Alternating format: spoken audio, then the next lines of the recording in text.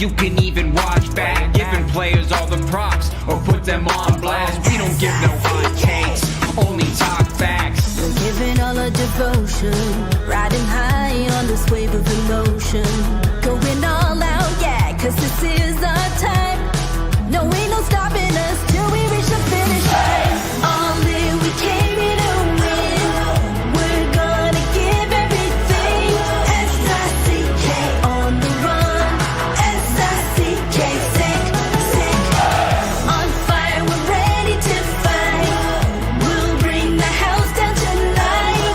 S-I-C-K on the run. S-I-C-K, sick, sick. Playing on the car ride, play it when you lounge. X and O, you know that we can hold it down. Shout out to my man Sammy, got it off the ground. And to all the listeners tuned in right now, got debates, analysis, and speculation. This is sports talk for the new generation. You know where to find us, got a reputation. Sick Podcast, your #1 sports destination. We're giving all our devotion, riding high on this wave of emotion. Going all out, yeah, cause this is our time. No, ain't no stopping us till we reach the finish line. All in, we came here to win. We're gonna give everything. S-I-C-K on the run. S-I-C-K, sick, sick. On fire, we're ready to fight. We'll bring the house down tonight. S-I-C-K on the run. S-I-C-K, sick, sick. S-I-C-K, it's the sickest podcast. Tune in for the audio, or you can even watch back. Giving players all the props or put them on blast. We don't give no hot takes, only talk back. S-I-C-K, S-I-C-K, S-I-C-K, S-I-C-K, S-I-C-K, S-I-C-K, S-I-C-K. All in, we came here to win. We're gonna give everything. S-I-C-K on the run. S-I-C-K, sick, sick. S-I-C-K, it's the sickest podcast. Tune in for the audio, or you can even watch back. Giving players all the props or put them on blast. We don't give no hot takes, only talk facts. We're giving all our devotion, riding high on this wave of emotion.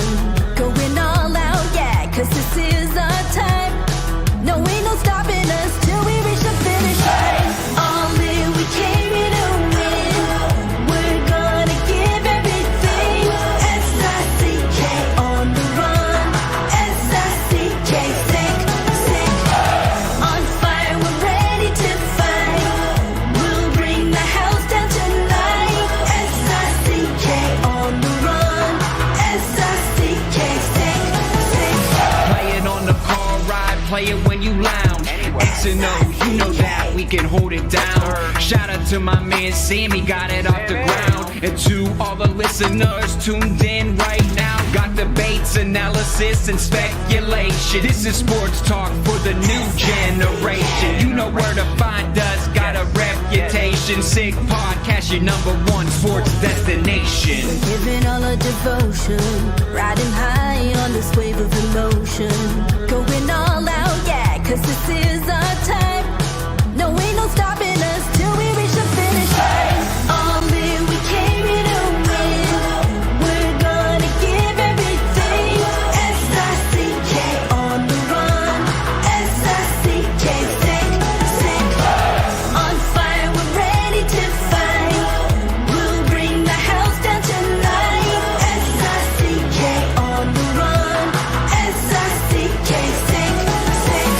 S-I-C-K, it's the sickest podcast. Tune in for the audio, or you can even watch back. Giving players all the props or put them on blast. We don't give no hot takes, only talk back. S-I-C-K, S-I-C-K, S-I-C-K, S-I-C-K, S-I-C-K, S-I-C-K. Turn up your volume. Because you're about to listen to The Sick Podcast. The Eye Test with Pierre, McGuire, and Jimmy Murphy. The Stanley Cup winning Colorado Avalanche And after 22 years, Raymond Mark! The sickest NHL podcast. Brought to you by TCS Customs and Logistics. Moving pieces, delivering peace of mind. It's gonna be sick. And welcome to another edition of the Eye Test here in the Sick Podcast Network. He is Pierre McGuire. I am Jimmy Murphy. Happy Friday, Pierre. And we'll get into all the great NHL action from last night and ahead tonight and this weekend. Lots of, some playoff implications. We'll touch on that in a bit. But let's look back, Pierre, before we do, on the Frozen Four. The first game was a thriller, a double OT win by Western Michigan, 3-2. Look, Pierre, when you were prognosticating, you didn't make a prediction, but you told us to watch out for Western Michigan because they are the closest thing to a pro team and they're very evenly balanced. And Pierre, as we were texting back and forth during that game, that showed a lot in that game, and I think played a factor in why they pulled it out. Another thing that I thought, if Denver didn't dominate them with face-off play, it'd be a problem for Denver. Right. They didn't dominate them. No. In fact, it was almost 50-50. They had a slight advantage, but not a huge one. And so that really allowed Western Michigan to get comfortable in the game. And if you look at the shots on goal after 40 minutes, I think Denver only had 11 shots on net. They just couldn't get anything going. And that, they showed a lot of courage and a lot of character to come back and tie that game late. And they did have chances in overtime. I'll give them that. But you could see Western Michigan is more of a pro-style team. And if you're a fan of the Philadelphia Flyers, that Alex Bump kid's a good player. Like, he's one of their really top-end guys. You can see it's a legitimate chance to go right, without any steps, go right into the NHL and play. And how about the overtime hero there, Owen Michaels, Pierre? What's your take on him? Undrafted player, showed a lot of courage that he can really shoot the puck. And so it'll be interesting to see what happens long term. But they, as a team, they got mobility on defense. They play like a pro-style team. They're physical at the point of attack. They get pucks to the net. They did a better job on faceoffs than I thought they would do. I'll tell you that right now, because Denver's really good on faceoffs. Yep. And so you look at it, and they had goaltending. They got goaltending. So you put it all together, it leads to a win. They're going to the final. Yep, Pierre, and you said something else I thought was very poignant to their victory, is that they don't have as many high-end drafted prospects on their team. These are guys that are out there playing without that next step determined in their head, right? And like the pressure of, I might be going pro at the end of this game, I might be going pro at the end of the next game. They're not thinking about that. They're just in the game. And that matters. I think, it's human nature that stuff can creep into your mind and become a distraction. So I thought that was a very, very good point by you last night when we were texting back and forth. Well, no, but thank you for saying that. But I do, one thing I'm really impressed with, Pat Ferschweiler, the coach at Western Michigan, he's done a really good job with that team. Like they do have a style of play and they stick to it, and that's coaching. And so I have a lot of respect for that, ton of respect for it. All right, we go to the second game now, Pierre. And hey, for anyone that watched our interview with Eric Lacroix yesterday here on the Eye Test, I mean, it was almost to a point what Eric and you and I said about BU and just the progression, the maturity they've formed throughout the season, the bond they formed. And, we always knew they were skilled. And you said it from the get-go. The only thing that scares me about BU, it's not their talent. They've got high-end skill and they're fast. But can they play like veterans? Can they overcome their inexperience? And Pierre, they looked like quite the experienced team in that win in the second game. I was really impressed with, in terms of structure, in terms of sticking to the game plan, not veering away when anything went wrong. And then, what else can we say about Cole Eisman? Well, yeah. What about those teams that didn't take Cole Eisman? Not smart, fellas. Mm-hmm. Not smart at all. Yeah. So just go back and look at the tapes of the eye test. I'm done with the plagiarists. Mm-hmm. Go back and watch the tapes of the eye test, what Jimmy and I were saying before the draft and all during last year. Go look if you want to. But here's the thing about BU. People forget they had to come from behind in Ireland. You and I were there in Belfast to win the tournament, okay? And they did it unbelievably well, and Shane LaChance played a huge part in that. And they did it, though. They came from behind and won the tournament in Belfast.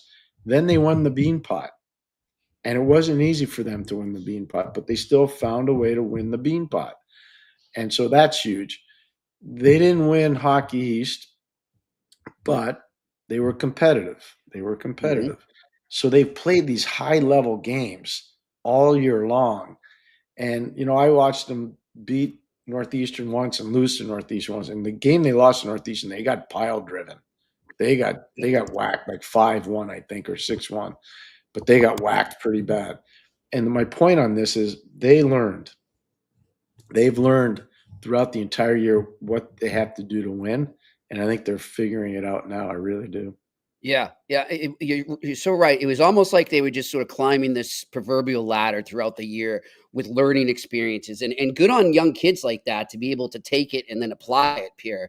I mean, it's one thing to learn it. It's a different thing to actually put it into action on the ice, and they were able to do that. But back to Yzerman, look, we were talking about him with Eric yesterday, and I was talking about that OT winner he had against UMass in the quarterfinal of the Hockey East.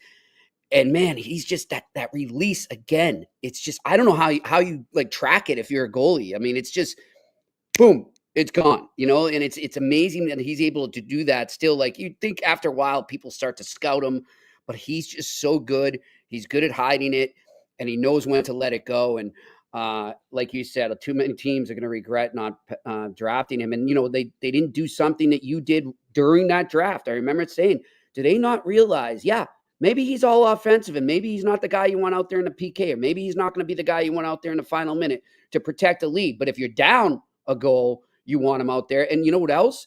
The biggest X factor, and Eric touched on it yesterday, is having Jay Pandolfo as a coach, because of how disciplined a player he was and the type of game that he teaches. He's the perfect mentor for Cole Yzerman to translate his game into the pro game eventually. No, that helps him a lot, Jimmy. I'm glad you said that. It really does. It helps him a lot.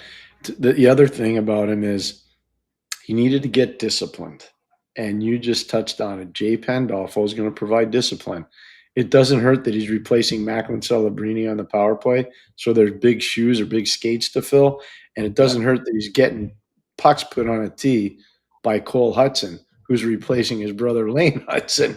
So there's a lot there. But I would just say that Cole Yzerman will play in the league sooner rather than later. I don't think he'll see the inside of an AHL bus anytime soon. And I'm just really happy for the Islanders, because their fan base, especially after what we witnessed last night against the Rangers, their fan base needs a lot to look forward to. And he's a bright spot that you have a lot to look forward to. He really is. And we'll get into that game against the Rangers there. Hey, quickly before we move into the pro hockey here, Brian DeFelice, he does a great job hosting a podcast for WEI. I think you've actually been on it with them, Pierre. I forget what the name of it is, but he does a good job covering the Bruins there. He asked me he was asking on Twitter, and I said, I'll ask Pierre this. He said, what's the deal with the NHL future for Matt Davis, the goalie of Denver, who was a losing goalie last night, but played amazing and really kept him in that game? What do you see for him pro-wise going forward? A lot of people question how big he is. That's what I thought. That's the knock, because it almost looks like he's the same size as UC Saros. He might be bigger, but I haven't met him face to face. I've watched him play a ton of games live, and I haven't measured him. But I think that's the question mark. But he's been tremendous. He's been a really good college goalie. So I've watched Ian Shane make the transition from Cornell over to play pro. He's playing in he's playing in Norfolk. Playing in Norfolk, and he's off to an amazing start. I think he's won 3 of his first 4 pro games. He's really been good, and so they're about the same size. So it's that's the question. People question that stuff all the time. I wonder the issue. And I think I said this to you. I don't know if it was on air or off the other day. I wonder if the the evolution of Dustin Wolf and how he's gotten to where he is, if that backs people off a bit when it comes to size and says, well, maybe it isn't all about size. If this kid can play, he can play. I think what people need to realize, if you want to go the Dustin Wolf route, there was a lot of work that went into that. And also there's a lot of, flexibility and athleticism that you got to measure when you're talking about smaller guys. But Wolf's been very good. Obviously, he's been really good. Yeah. He's been amazing. All right, let's get over to the pro game. And before we get into some of the games from last night and look ahead to tonight, Pierre, the Demidov mania is just at a whole other level now. Our colleagues at Sick Podcast Media Network and Yellow and Sammy were out in Toronto at the airport filming. There was a bunch of Canadiens fans there waiting for Demidov and his girlfriend to arrive and get off the plane, and they were there to greet him. And at one point, Pierre, I think they said it reached almost 1 million views of people watching this. So not just the fact that there were so many people there to greet him in person, the fact that so much of the Canadiens fan base and NHL fan base in general is glued into this just shows you what it's like. But we got a little video clip of this. We'll go to that and then we'll talk about it. Please, to the left, to the left.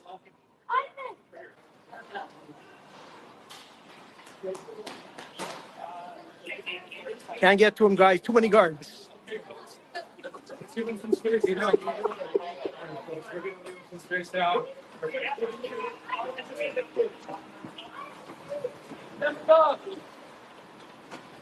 We love you, man. Demidov. We love you, buddy. Demidov! Demidov! Demidov! Demidov! Demidov. Anytime. You're the man! You're the man, man. We love you, Demidov. You're the man, man. You two, Demidov's girlfriend. Pierre, do you remember whether it was as a coach or an NHL executive or as a analyst with NBC and TSN, do you ever remember like celebration of a player that hadn't even played in the NHL before his first game reaching the peak this is at right now? Lindros was close, but he was a North American, obviously. Right. I'd have to think back. What was it like when Burry got into Vancouver? Uh-huh. Burry, that was a big deal. Pavel Burry was a big. I don't know if it's as big as this, but especially with the views. Social media didn't exist when Burry came over. What about when Yager came over? No, nothing. I was there. It wasn't like that. So again, Pittsburgh was a non-playoff team when Jaromir Jagr went there. Oh, and so the interest wasn't there yet. Yeah, his first 2 years, he won the Stanley Cup with the team, and so his life changed pretty fast. Yeah, I bet. But I'd like to see like some of the tape from what happened when Burry came over, because I know in Vancouver they were really jacked up to get Pavel. Oh yeah, and he was something else too. All right, so he's got all this hype around him, and I mean it's just getting bigger and bigger, and he hasn't even played a game yet. They're looking at Monday against Chicago as the first game. We touched on it a bit yesterday on the show, didn't we? Yeah, didn't we say that on the show? Yep, we did. Yes, We did. How did the team handle this, and how can he handle, kind of just staying focused in the middle of this, because it's got to be tough. I mean, you come over to a new country and that's waiting for you. And then, wherever you go now, it's going to be the same thing when he's trying to get in and out of the hotel. How do you handle this? Get to the rink, because that's what you're being paid to do. You're a player. You're not a social media star. You're not any of that stuff. I know there are almost 1 million people watching you and your girlfriend get off the plane and clear customs, but you got to be a hockey player. Yep. Because it'll end fast if you don't. So they'll take. Marty knows. St. Louis knows. He'll know how to deal with this. Dan knows. Who we had on the show. They'll know how to trust me. I think the Canadiens will do a great job. And one of the things that I think would be really important, the media is not every day. He'll do media here. He'll do it. Yeah. But he's not doing it every day. No. Because I would tell you right now, mentally and physically, you get worn out. Just let him focus on playing. Yeah. And we'll do the, maybe after the first practice, we'll have a podium there and we'll do that. And maybe after the first game, he'll do a podium.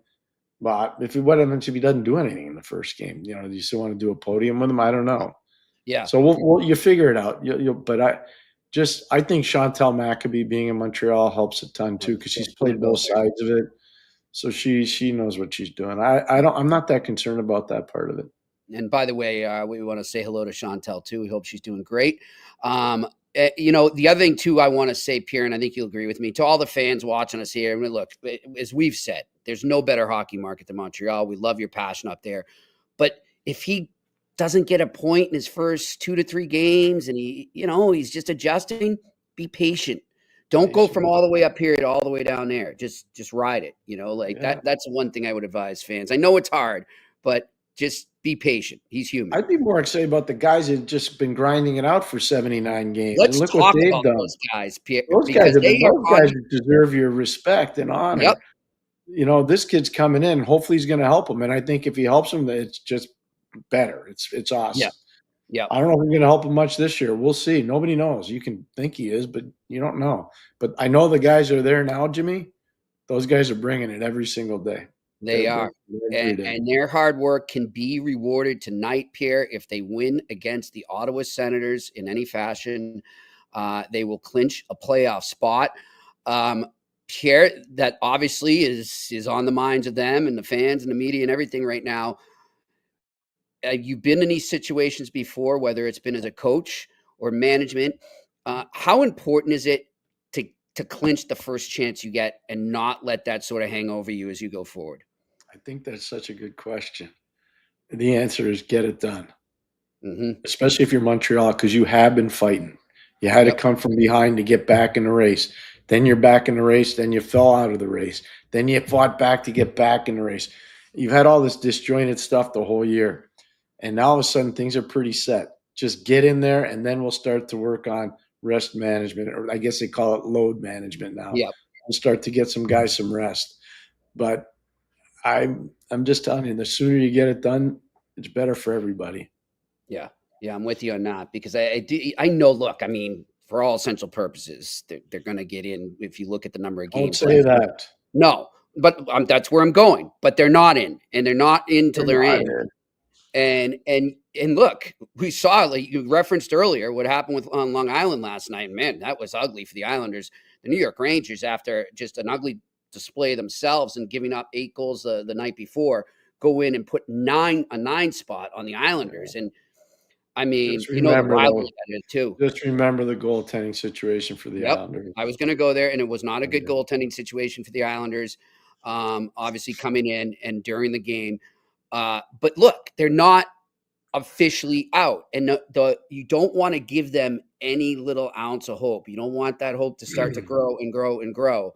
It can wear on you. I've seen it happen with Bruins teams that I covered, and you got to do this. You got to go out and take care of business tonight. The one good thing they have going for them, and I know that they've won games without him, but Brady Tkachuk will not be in the lineup for the Ottawa Senators. Obviously, he's a huge X factor there.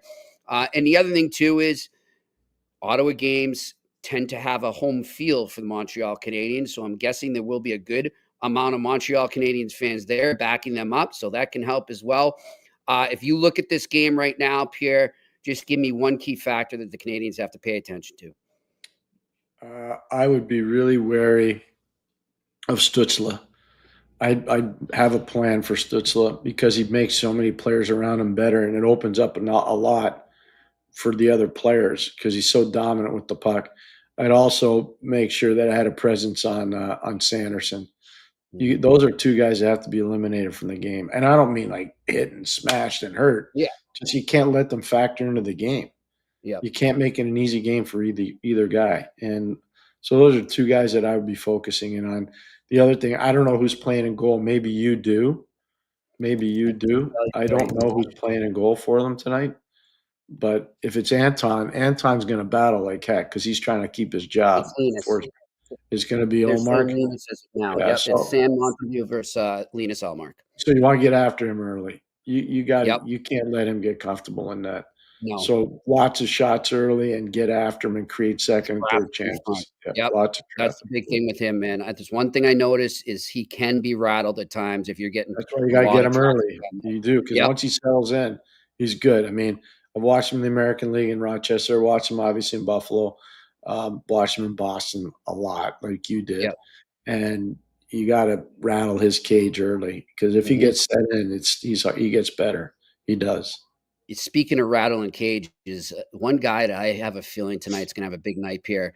And I just think it's just to put an exclamation point. I know if they make the playoffs, they got that going too. But just the year he's had and what he's been through is Brendan Gallagher. I got to think that guy right now is so revved up for this game because a year ago right now, a lot of people are writing him off, and he's come Well, for back more and than a he's had year, I'm going to say people have been writing him the off last since few years. COVID. Yeah. Since COVID, I'm telling you. Yep. Brendan's skating better than I've seen him skate in a really long time. Right. Really mean that. I don't know if you agree with me, Jimmy, but I I haven't seen totally him skate agree. this well in a real long time. And obviously, those guys have a lot of pride. You know, you see the way Josh Anderson played the whole year. He's Mhm. fought for his team, not for himself. He took a couple bad penalties, I think, in the middle part of the year. I even talked about one of them. I think he reckless high stick in a game against Tampa. And I'm like, what are you doing? That was selfish. Um, but outside of that, he's been great. And Christian Dvorak, who had a real tough start to the year and probably didn't start to pick it up until the last 15 to 20 games, he's been really an important player. So that line, Jimmy, has been so important for the Canadiens. And that's a line that's not going anywhere anytime soon. They need that line to be good if they're going to win. Yeah, for sure. And, I just look in terms of Gallagher, it's almost like there had to be a time where he's like, geez, where's this all going? Right. And then all of a sudden he finds it. Like you said, he's skating better too. I just think he's one of the most underrated stories this season across the NHL. And I love seeing him find his way Jimmy, again. he's going to get 20 goals. I know. It's He's going to crazy. get 20. He's going to get 20 goals. Who would have thought that at the beginning of this season? No chance. No. Even his family didn't think he was getting 20 goals. Not this All year. right. So let's look at we've got some because it's that time of year, obviously, the clinching scenarios for tonight. And of course, the Canadiens, as I said, actually it's in regulation. The Canadiens must defeat the Senators in regulation to clinch tonight. And then we'll go out west. You've got the Edmonton Oilers will clinch a playoff berth if they get at least 1 point against the Sharks, or if the Flames lose to the Wild in any fashion. And then, of course, speaking of the Flames and Wild, they're going head to head, and this is a big one. The Wild clinch a playoff berth if they defeat the Flames in any fashion. So this is do or die for the Calgary Flames tonight. I want to go there, and then we'll look at some other games, Pierre. This is a game that I think, in terms of the Calgary Flames, speaking of, being written off and people not giving them a chance, another story like that where whoever thought they'd be in this position right now, Pierre, and it's wonderful what they've done this season. No, Ryan Huska has done a great job coaching Yep. this team. Just like Marty St. Louis done a great job in Montreal. And you know what Jimmy Montgomery's been able to do in St. Louis? It's unbelievable stuff. It really is. But I got to tell you right now, what this guy, Ryan Huska's done in Calgary is off the charts. He's done a He's got to be fantastic job. top three. He's got to be top three for Yeah, Jack I don't know. Adams. I don't even know if he'll get nominated. How about that? That's just how little people pay attention to the Western games. And that, how much we've talked about this for a lot of years, not so much on the air, but I'm not afraid to do it. Most of the experts don't even stay up late to watch the games. And they watch the highlights. NHL.com's made it too easy for these guys. You know what? They should take away the highlight packs for 2 weeks and see what the insiders put out.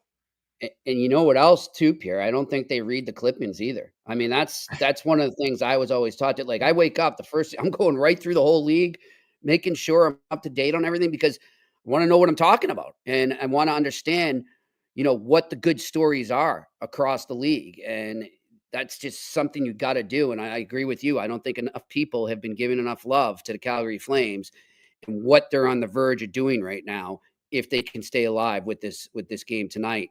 And on the Minnesota Wild side, I think it's amazing that they're in this position with all the injuries that they've gone through, especially to key players, Joel Eriksson-Ek, Kaprizov.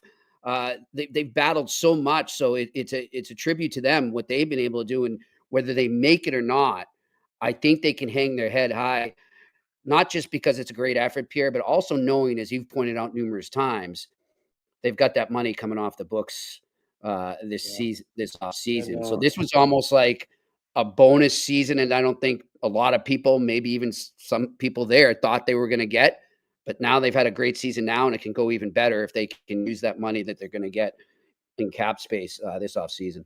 Yeah, and they're getting Zev Buium from Denver. Oh yeah, that's and right. He played over 50 minutes last night in that game. 53 minutes. That's unbelievable. So he's not playing tonight against Calgary. No way. They're going to get him, and he's going to make a big difference for them. He'll go in there. He'll make a massive difference for that team.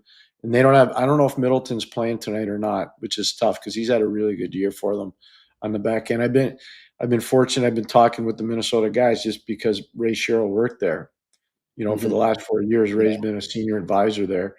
So I've been talking to their people over the last couple of days, and they're excited for the challenge tonight. They want to put this to bed too.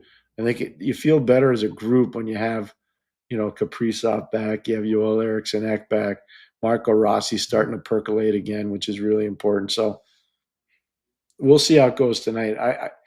I'm kind of in the middle on this one because I kind of like both teams, and I like the way both coaches have handled their seasons. Yeah. I'm just rooting for a good game, that's all. I mean, I love for either team to make it. I would. Obviously, it's well documented. I know Billy Guerin well, but still, like you said, they're both great stories. I hope they one of them's going to make it, and that's a good thing. Let's put it that way. One other thing, you mentioned Marco Rossi there, Pierre. I saw that with his night. I think he had a 3-point night the other night. He reaches his bonuses the other night too. And speaking of him and money, a lot of people out there are saying, "Oh, I wonder if my team will offer sheet Rossi and all that." Like, do they not realize that that's going to be like right there at the top of the list for Billy Guerin to do in the offseason is to lock him up? You know what?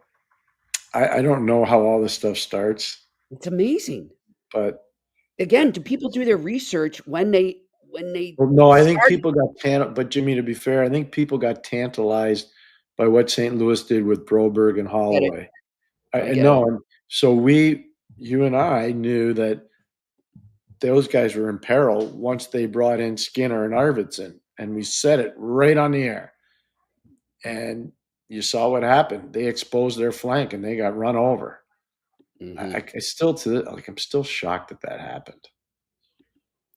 By the way, speaking of Ray Shero, Pierre, Brad Kalmanson just notified me. He DM'd me, and I'm looking at it now, that the Devils and Penguins, isn't it ironic that they're facing each other in the first game after his passing? Yeah. And they will be honoring him, obviously, with a decal on their helmets, and obviously in a pregame tribute to him. So that is pretty amazing that they're facing each other the first game after.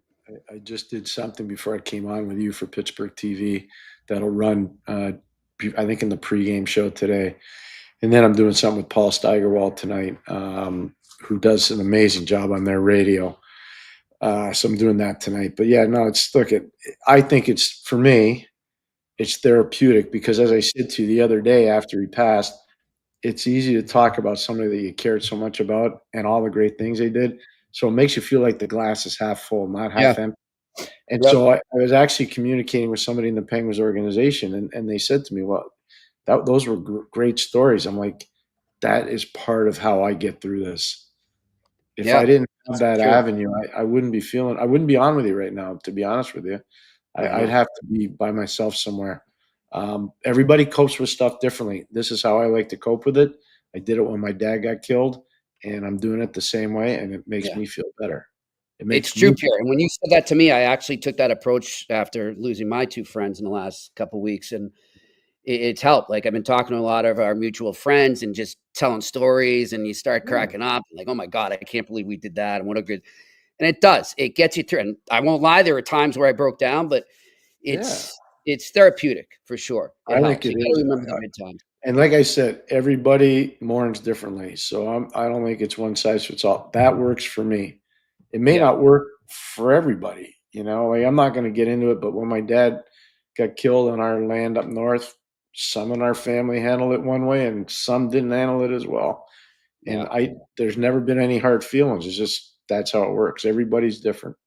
Yep. I'm with you on that. And actually, I just want to, before we move on from that, I won't say, I'm pretty sure I know who the person was, but somebody gave an email to Elliot Friedman, and I was listening to his podcast this morning with Kyle Bukauskas, and it was about Ray, somebody who worked for him. And the one thing that person was trying to stress was how much Ray cared about the people he worked with. They weren't just colleagues. He made them family, and I'm sure you know that.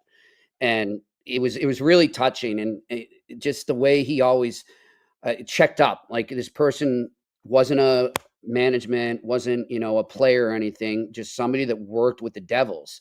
And I'll tell you off air, I think we both know it, the person, but just the fact that he always took time for everyone to make sure that they felt included. I thought that was amazing. And it sounds like the way you described them as well. In the summer times in Boston, and I'm talking for probably a long time, many years, we always got together probably 3 or 4 times a week at night, and we'd watch old games. We'd have barbecues or, glass of red wine or whatever, and we'd tell hockey stories. And some nights we included people that were from outside our realm. But one of the biggest things I noticed before he came into my house or before I went into his house, he was always on the phone with somebody that was part of his sphere trying to help them. Yeah. I'm just that's telling message. you, Yeah. that's not whoever sent that in. They're not making that up because Yeah. I saw it. And look, we've been friends for 40 years. 40 years. It's a long time.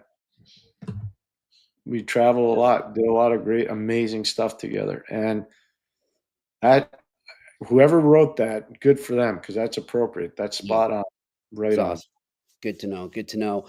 All right. Looking around tonight, we just talked about Mini and Calgary there, and obviously Ottawa and Montreal. Those are the two, and Edmonton can clinch, but those are the two games I'm going to be focusing on. Pierre, is there any other game you're going to be checking out, or are you going to be zeroed in on those as well? Montreal, obviously, and Ottawa, just because I'm be working the post game show with Tony. Tony's actually on his way to Ottawa right now with 200 fans. I just on saw a that. bus. So Tony will be working in the building, and I'll be back here where I'm working out of right now, and we'll be connecting and doing our normal post game That's show. great. We're so grateful. By the way, I know how much the eye test has grown over 2 years. Yep. Our post game shows with Tony are It's amazing.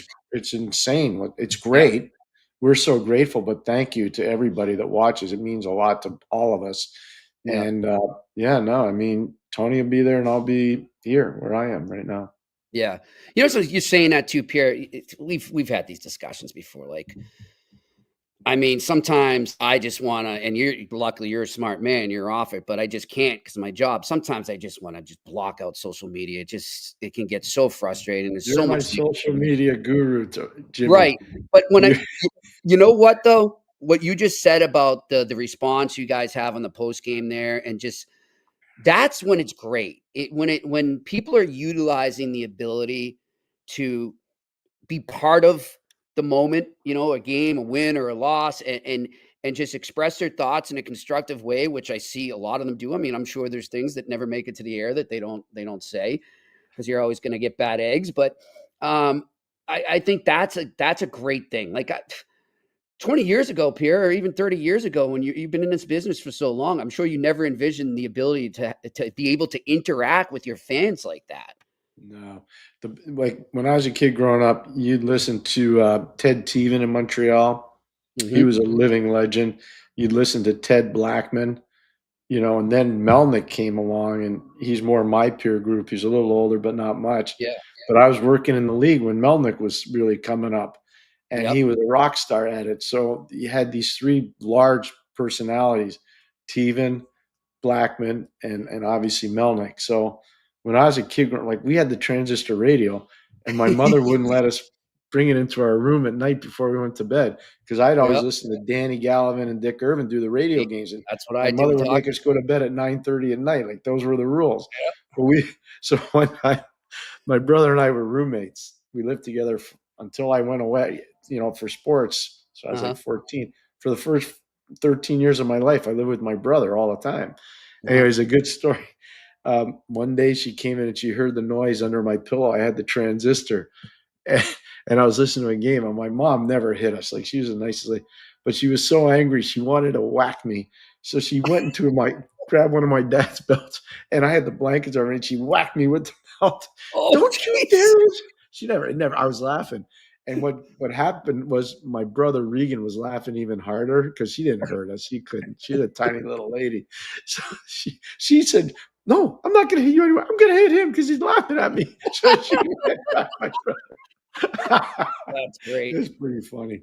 She'll be watching this later, and then she's going to come and meet me and whack me again. I'll tell you, I did the same thing, Pierre. Bob Wilson and Johnny Busick. Those were legendary guys. I used to listen to those guys too. Oh yeah, and Eddie Andelman. I don't know if you remember him. Oh, Eddie was great. Eddie would always have the Kowloon, the restaurant, the Kowloon advertising. Ray, you know what? That's a good segue.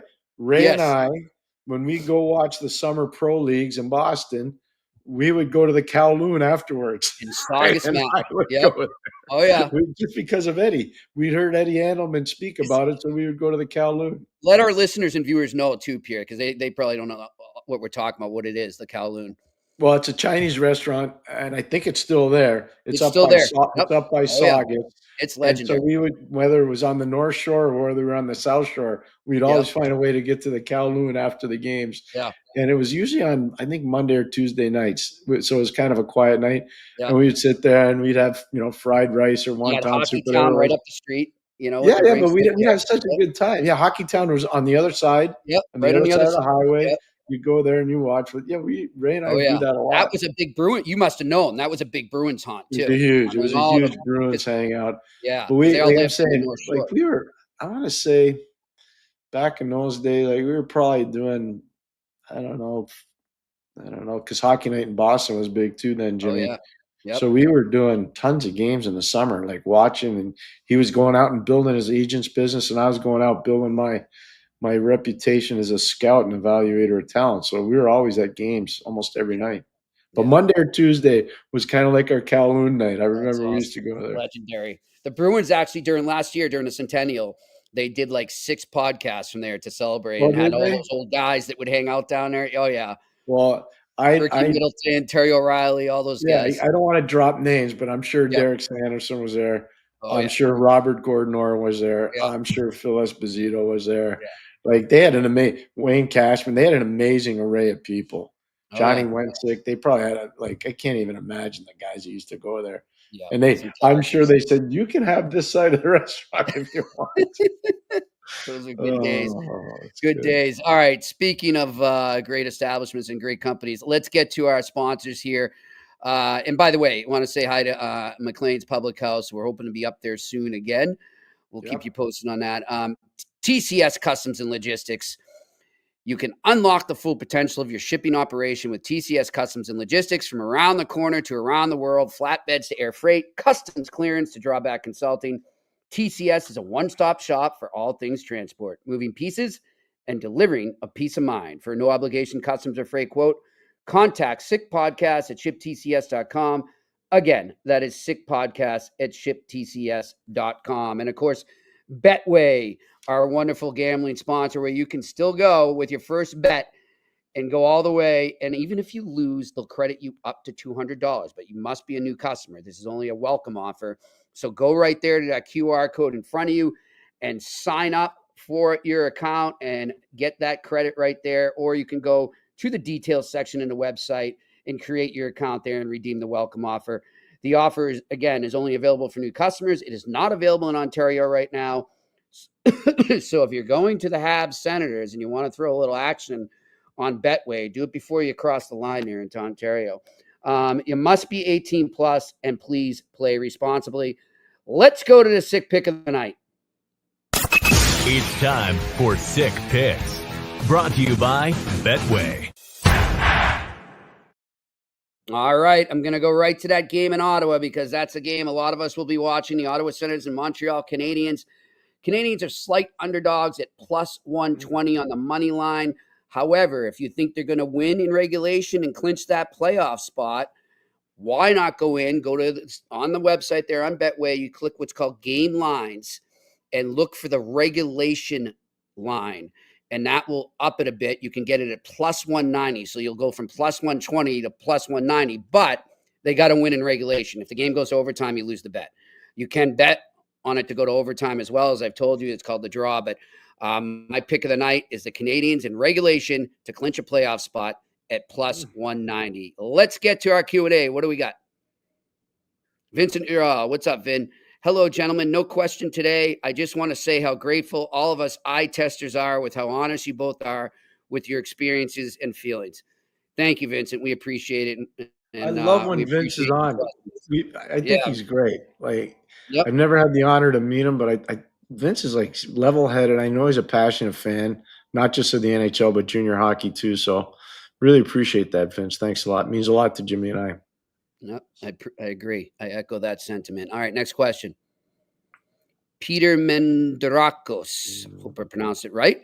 What are some of the pros and cons for a winger playing on his strong side and offside? Expect for receiving pucks in the forehand or backhand.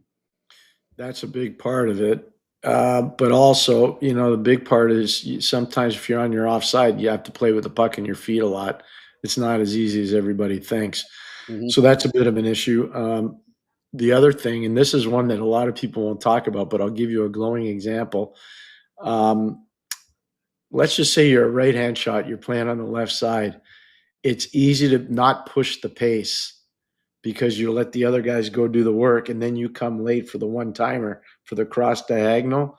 One of Right. the things that Scotty Bowman changed, and you can go look it up, Scotty had Brendan Shanahan, and Brendan was playing on the left side a lot. He's a right-hand shot. And Scotty didn't like how slow his pace was in his game because Brendan was one of the best scorers in the league during his time. A Hall of Fame player, obviously. So Scotty moved him over to his strong side, the right side, so they had to keep up and get to the net. He wanted that big body at the net. He didn't want the big body trailing because Detroit wanted to play a puck possession, fast game. So that's an example of what I'm talking about. So sometimes when you're playing on your offside, you can get lazy, especially when you're coming up the ice because you're waiting for that one-time opportunity. So that's just part of it. But I think just playing with the puck in your feet a lot is one of the hardest things when you're playing on your offside. Yeah, and I think I remember that too. Was that during that 97 season when they finally won the cup? I think it was during that season. Started moving them over to the other side. Yeah. Mm-hmm. All right, next question. Chris Blue Shirts. One, hire this is the Rangers off-season plans, I should say. Chris Blue Shirts says, 1, hire coach. 2, slap the C on Crides. I like that. I just hope he's there to do it. Do not trade anyone, and there you go. And sign Brock Besser is number 4. And 5, go acquire Hathaway from the Flyers. Your thoughts. Have a great weekend. Enjoy your families. Let's go Rangers. I'll start with the last one there. I don't know if the Flyers are in a rush to trade him away. I think he fits right in with what they want to continue to work towards in terms of his game and how he plays. Besser, I think, would be an amazing signing. It looks pretty much a certainty he's not going back to Vancouver, and even he himself admitted that. I think there's going to be trades, but I love the Crides, and I do think there'll be a new coach. That's my response. It's interesting you bring up Hathaway. Hathaway is represented by Matt Cater, who represents Chris Kreider and also represents Adam Fox. Ooh, good catch. So there's a tie in there that again, now agents don't make trades, but there's a tie in there. Right. But I don't know what they'll do with that. I'd be surprised. I'm like Jimmy. I'd be surprised if Philly would be in a rush, especially to trade him within the division. Mm-hmm. But you never know. Philly may just say, you know what, we got younger guys coming that are cheaper, and we'll take this guy. I don't like to see coaches get fired. I hate it because I've been one of them. Yeah. But I do think there'll be a coaching change there if they don't make the playoffs. Yeah. All right, next question. Joe, question. Who would be the best center for Demidov by trade from another team? Well, I'd love it if they could get Robert Thomas out of St. Louis. I don't think they can. But he'd be a really good fit for that type of a situation. I don't know. Let me ask you a question, Jimmy. So just a question. Do you think Calgary would ever trade Nazem Kadri? I would have said yes in a heartbeat last summer, obviously, but now I don't know. Now I feel like he would be a good fit.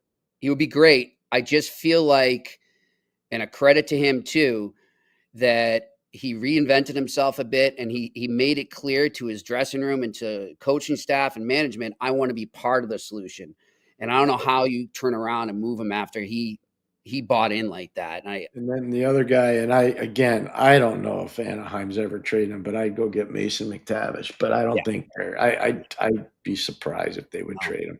So this is all hypotheticals. We don't have any inside info on any of this stuff. We're just playing Rolodex hockey right now. That's something I actually was thinking about today, Pierre, too, as it goes on, maybe between now and the playoffs. I want to take a deep dive into what centers could be available via free agency, which last I looked wasn't much, but more so via trade. Just hypotheticals, and maybe we'll jump back on that. Chris, by the way, said, Jimmy, you forgot to hire Coach Q, as in Quinville. I think that would be a great hire for the New York Rangers. I really do. We've been saying he's at the top of the queue for all. I know people talking about Coach Carl at Denver, and I know people are talking about my friend Coach Carvel at UMass, and I know people are talking about Coach Lehman at Providence. I get all that stuff. They're all really good coaches. I would vouch for any of them, but none of them are ahead of Coach Quenneville. Coach Quenneville is at the top of the queue, pardon the pun, and he should be he should be hired by whomever wants him, but there should be a lot of teams that want him. Yeah, I think it's high time. He's done what he had to do. Get him in there. All right, next question. Alex Ivanowski, what are your thoughts on Isaac Howard likely becoming a free agent next year and not going to Tampa? Do you think Trey Augustine can convince him to come to Motown? He's a Midwestern guy. Alex, I know all the response and the rumors that are developing out of him going back to Michigan State. I'm not going to jump the gun just yet on him not going eventually signing with Tampa. Pierre, you may know something I don't. I don't want to go there yet. Well, if you go watch the draft tape of when Isaac Howard got drafted by Tampa, I worked the draft. Mm-hmm. And I was just like, I'm not sure this is going to fit in Tampa.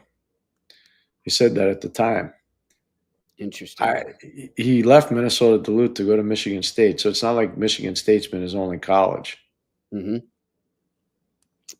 And we're not knocking the player at all because he's doing everything within everything he's doing is legal. It's totally above board.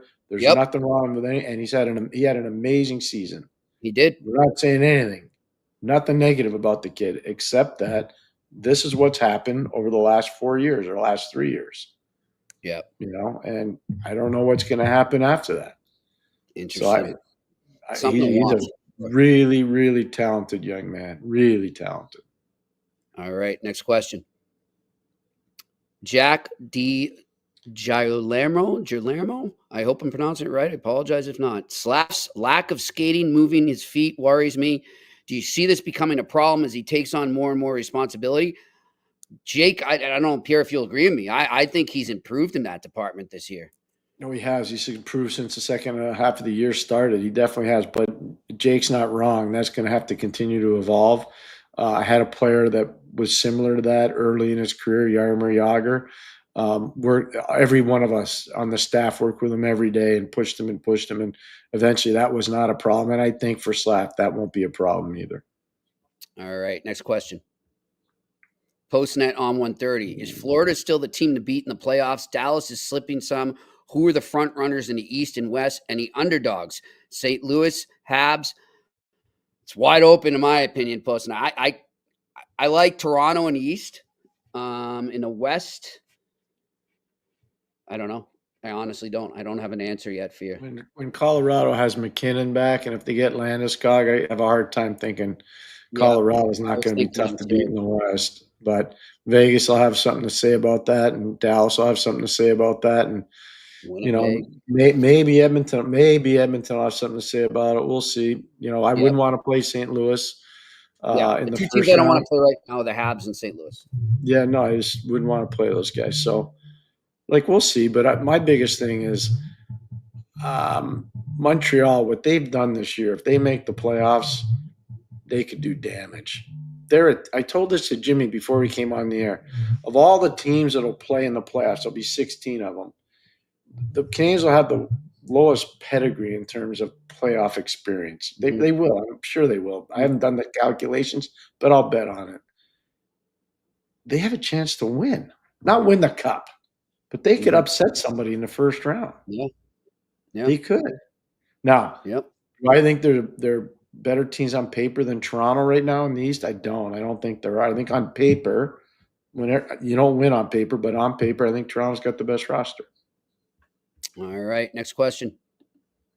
Alex Ivanowski, here's $1 million question. How did Gorton and Hughes handle this all? So many fans probably think the rebuild is over. They are going to want to start trading futures for the now. It will be tough. I think they'll do fine. Alex, I understand what you're saying, but it's not even a problem because they haven't. It's a great point, but this management team is different. They're not getting bullied by the media on the French side or the English side. They're not getting bullied by the fans. They're not going to do it. They don't have to because the owners realize we're not going to cave anymore. And they got somebody working in their PR department, Chantal Maccabee. she's not going to take that nonsense either. It's that ship sailed. It sailed when those two guys came in. They're not playing a role for the media or the fans anymore. They're playing to win. I really respect what they've done there. And I'm not saying that's exactly what I would have done if I had gone there 11 or 12 years ago, but I told them in a meeting, Jimmy, and this is important for the fans. I told Jeff Molson and Michael Landlauer, he was in there. Kevin Gilmore was in there. I told them all. I said, I don't want to know how you guys ran your team before, but I'm telling you how I'm going to run it now. And one of the things is we're not getting pushed around by the media. We're going to make decisions based what's right for the hockey team, not for what looks sexy in the newspaper or on talk radio. We're not doing that. I told them that in the meeting. So that's the way to go. And I will say, just in terms of will they use futures for trade, I think they are at that point where they're willing to do that, but they're not going to just do it for the sake of doing it or because if he means future, like, are they going to trade, let's just say, Jacob Fowler for a second? No, they're not doing that. No. These guys understand what they need to do to get. They'll know the price point of a second center in the league. They're not going to trade player X because everybody says, "Oh, the only way you're going to get him is you trade player X." That's not happening. They're not going to do that. Yep. So I think they know what they're doing for sure. All right, next question. Randy Workman, is Nikishin the real thing? Yeah, he is. I hate to use comparables because he's big. He can skate. He can produce offense. So I'm not saying he's Cale Makar because that's gross. It's not fair. I was just going to ask you about but that. A lot of people are saying that, Pierre. Yeah, there are characteristics in his game. There's some Javon Taves in his game. Like, they're guys that can move, or they're bigger guys. That's kind of where he's at. I'll tell you, like, there's some Mackenzie Weegar in his game. Calgary's playing a big game tonight against Minnesota. There's a little Brock Faber in his game. Like, so bigger guys that can move around. He's got some of that. But he's got really good offensive instincts. He really does. All right, next question. Juice _031017. Who will be the next captain of the Bruins if Marchand doesn't come back? Juice, I honestly don't think Marchand's coming back. In terms of next captain, I'm going to say Pastrnak. It's kind of the way it's seeming, right, Jimmy? The way it's all coming out in the newspaper, it's almost like they're setting it up. Donnie or Cam, somebody internally, right? Do you agree with that? Yes. It's kind of like there's been this, let's build Pasta up where he is. And we never saw that around Pasta before. All of a sudden, I haven't. And there's nothing wrong with that. No, yeah.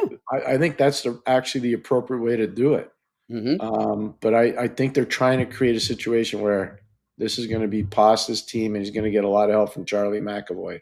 Yep. I kind of think that's where they're going with this. And just, again, what he's doing with that lineup right now and where they are in the standings and the fact he's still doing it's unreal. It's really amazing, Jimmy. Yep. It really is. All right, next question.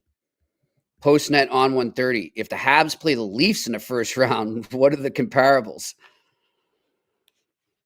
Wow. Pittsburgh, Philly, back in the day. Yeah. Washington, Pitt, back in the day. Islanders, Rangers, back in the day. If that's what you mean by comparables. Yeah. L.A., Anaheim, back in the day. San Jose, L.A., back in the day. Edmonton, Calgary, back in the day. It's pretty nasty. Yeah. Either way, Toronto's facing a division rival in the playoffs. Either way. Yeah. Right? No, especially now with the way the rules are with the standings. Yeah, that's how they do it. But yep. If it's Toronto, Montreal, it won't register on the rating system in the United States, but it'll be huge in Canada. Be massive in Canada. Massive. Yeah, that's one thing, Pierre, too, eh? Well, I think it's great to see all these Canadian teams making it. However, I don't know how it's going to translate down here. A tough TV market right now for the ratings in the United States. Really tough. All right, next question. Joe Segreto, do you think Ryan Donato might be considered for 2C this summer as UFA? I don't know if Joe, I'm going to be, and Jimmy knows this, I'm going to be totally transparent. The Fuscos have been my family, friends for a very long time. And when I'm in Boston now, because I no longer own a home there, I stay at their home. And Ryan Donato's married to Scott Fusco's daughter. So I know Ryan Donato really well. And I've skated with Ryan a bunch, and we've had many, many dinners together. I don't think that that's the right fit for Montreal or for Ryan. But I will tell you one thing right now. I just was texting with his wife, Bradley. I couldn't be more proud of what that young man's done. He has done an amazing job with his career. Unbelievable, Jimmy. Really good. And he's a legit 30-goal scorer. Like, he didn't cheat on those goals. He was a legit 30-goal scorer. And what he did last summer too, Pierre, right? Well, he went to Tampa. His dad, Teddy, went with him, who's a coach at Harvard and friends with Jimmy and I. He went down with him. Teddy didn't go on the ice. Teddy golfed. Ryan went on the ice. And it really helped Ryan a lot. It really did. Yeah. Credit to him. I couldn't be more proud of him. He's a tremendous person. Tremendous. He's learning everything he's about to get. All right, next question. I think this is our final one. What do we got? Jake again. Looks like Cortex Lingeman has a great relationship with the Canadiens. What are the odds you can get Bennett on the Habs? I wonder why.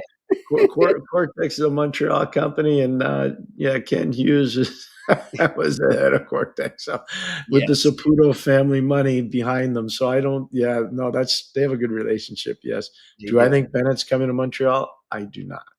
I don't either. No. But if they ever did it, I'd be the happiest guy in the world to see it, but I don't think that's happening. I think Bennett would be a great fit, Pierre. Quickly, I'll say this. I just get a feeling like I think, and this is not a knock on him. This is more a knock on the market. I think the market's going to put him too high for some teams to really justify it. Well, to leave a non-tax state like Florida. That's what I'm talking about. That would be, you're going to have to really pay. That's what I'm. I just don't know. I don't know if that happened. Like New York, Boston, Jimmy, you're a taxpayer in Massachusetts. Yep. It's not like paying tax in Florida. No. You know where it might be a good fit, Pierre? I just don't know if they get the green light to spend more money like that, but they need a center. Nashville. Tax-free. No tax state. Mm-hmm. They could use some snarl. I don't know. That's a really good fit. We'll see. This is just us hypotheticals here. Is he really going to leave Florida? I think when all's said and done, I don't think he leaves. Like, you look at that roster. You still got Kachuk. You still got Barkov. Sam Miskevich. Mackey's had an amazing. And they've got some guys coming too. Yeah, Mackey's really done well. They loaded up, by the way. They loaded up with free agents in Carolina, college free agents. They loaded up on guys. Yep. So I don't know what their hit rate will be on the guys, but they loaded up on a bunch of guys. So we'll see. We'll see what happens. All right. That is it. We appreciate all your questions as always. Great stuff. Pierre, thanks to you. Enjoy the hockey this weekend. Got a lot of watching. I'll be watching every league. I'll be watching the East Coast League, American League, NHL. I'll be watching college hockey. Be watching a ton this weekend. Quickly, I won't make you make the prediction, but if BU takes home the national title, why will they take home the national title? Their firepower will be too much. For Western Michigan. And on the flip side, if Western Michigan wins, it's because they've established a physical game early. They don't take penalties. If they take penalties, they're not going to win. They don't take penalties. And they find a way to get after Big Mike, the goalie for BU. He's really good. He's a good goalie. He's in his zone right now for sure. All right. Thanks to Shane working the boards up there in Montreal. Hey, Jimmy, before you go, I want to just say thank you on behalf for the Shero family too, for everybody that's reached out and said amazing things about Ray, and they're heartfelt. It means a lot, and the family knows. And they haven't asked me to do this. I'm doing it on their behalf just because I know that's what Ray would want anyways. So thank you to everybody, because it means a lot. Really means a lot. And I want to thank people checking in on me too, Pierre. There was quite a few, and I was pretty honored. Good. Yeah. All right. Guys, enjoy the hockey this weekend, and maybe by the end of the weekend, when we see you on Monday, the Montreal Canadiens will be in the playoffs. We shall see. Have a good one, everyone. We'll see you on the eye test on the Sick Podcast Network on Monday. And that's a wrap. Hope you don't miss us too much until next time. Follow the eye test with Pierre McGuire and Jimmy Murphy on YouTube, Facebook, Google Play, and Apple Podcasts.